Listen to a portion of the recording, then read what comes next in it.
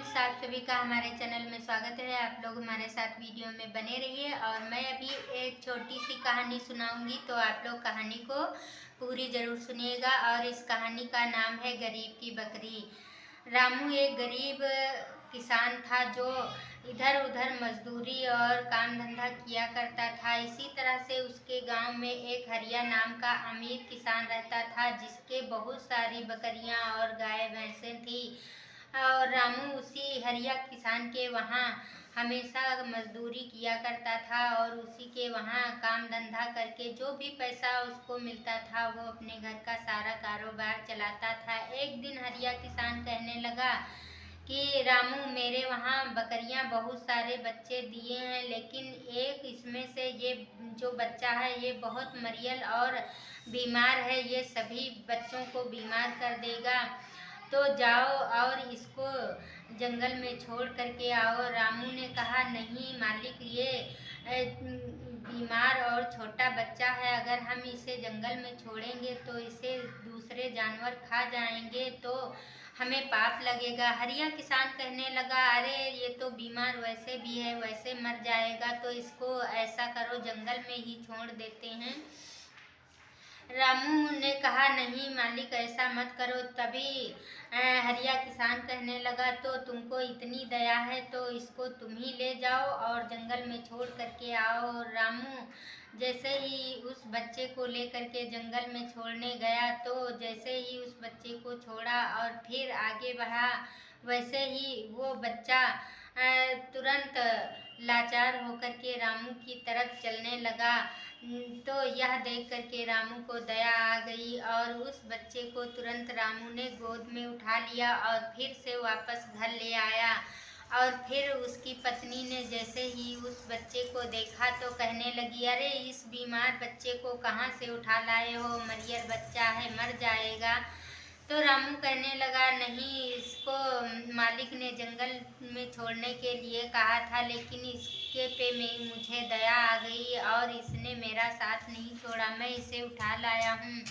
और कोई बात नहीं, जो हम खाएंगे उसी में से थोड़ा सा खाना इसे भी दे देंगे, हो सकता है ये अच्छा हो जाए, स्वस्थ हो जाए। रामू की बात सुनकर उसकी पत्नी कहने लगी, ठीक है, जो भी आपकी आज्ञा, जो भी खाना इसे खाने के लिए कुछ भी मिलेगा तो दे दूंगी और फिर ये मेरे साथ रहेगा। उसकी पत्नी और रामू दोनों ने मिलकर उसकी अच्छे से सेवा की और वो कुछ दिन के बाद बच्चा जो था वो स्वस्थ हो गया और एक बड़ी सी बकरी हो गई।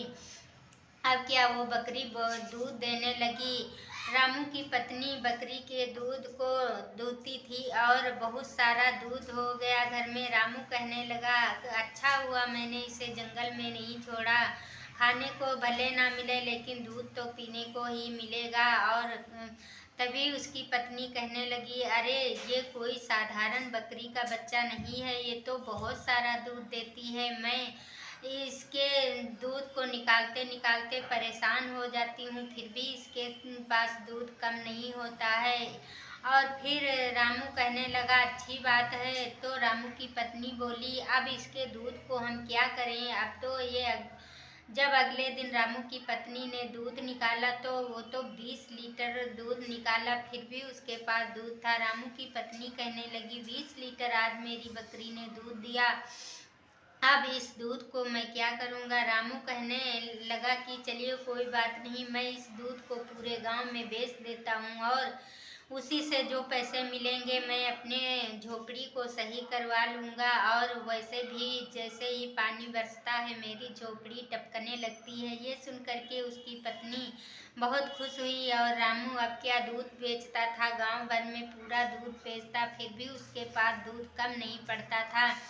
इसी तरह से धीरे धीरे रामू दूध बेच करके बहुत सारे पैसे कमा लिया, लेकिन उसकी बकरी दूध और भी ज़्यादा देती जा रही थी। एक दिन उसकी पत्नी कहने लगी कि बकरी तो मेरी और भी ज़्यादा दूध देने लगी है और अब मैं क्या करती हूँ, इसके दूध से कुछ मिठाइयाँ बनाती हूँ और मैं एक छोटी मोटी दुकान खोल लेती हूँ, उसमें भी कुछ पैसा आएगा। रामू की पत्नी ने मीठे मीठे पकवान बना करके और एक छोटी मोटी दुकान कर ली। फिर रामू क्या अब मिठाई भी बेचने लगा।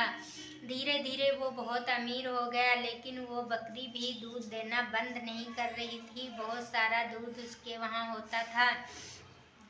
और जब ये बात हरिया किसान को पता चली, हरिया किसान रामू के दुकान में पहुंचा और कहने लगा, क्यों रामू, तू तो बहुत बड़ा अमीर हो गया है, कहाँ से अंधी लग गई? रामू ने कहा, नहीं मालिक, अंधी कहीं से नहीं लगी और कुछ मुझे ऐसा नहीं हुआ। और जो आपको याद है, जो आपने मुझे एक बकरी जंगल में छोड़ने के लिए दिया था, वही बकरी मैंने जंगल में नहीं छोड़ी, मैं अपने घर ले आया था और फिर मैं और मेरी पत्नी दोनों मिलके इसकी सेवा की। जो भी मुझे खाने को मिलता था उसमें से थोड़ा खाना मैं इसको दे देता था और इसी तरह से वो बकरी स्वस्थ मस्त हो गई और अब बड़ी होकर के इतना सारा दूध देने लगी है। तो कुछ कहने को नहीं, वो मालिक वो जादुई बकरी है, कोई साधारण बकरी नहीं है।